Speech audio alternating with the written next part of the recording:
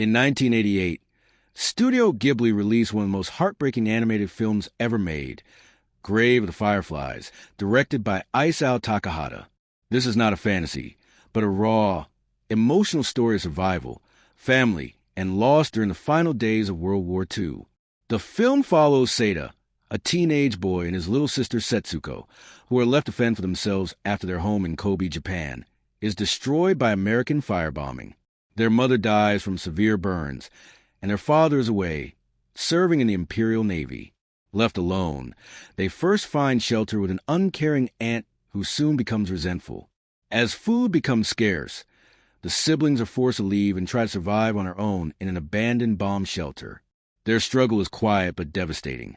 They steal food, forage for supplies, and cling to each other for comfort.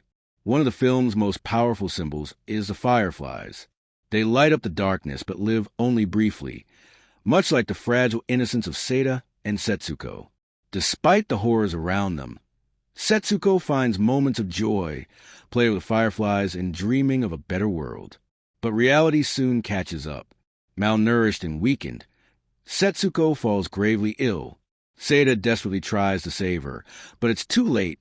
She dies from starvation, alone and heartbroken. Seita eventually dies as well, a victim of war and neglect. The film begins and ends with Seita's spirit, alongside Setsuko's, watching over the city. Grave of the Fireflies is not just about death. It's about the devastating human cost of war, the innocence that is lost, and the tragedy of those forgotten in the chaos.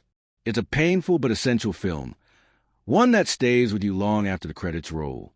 If you've never watched Grave of the Fireflies, prepare yourself. It's one of the most powerful anti-war stories ever told.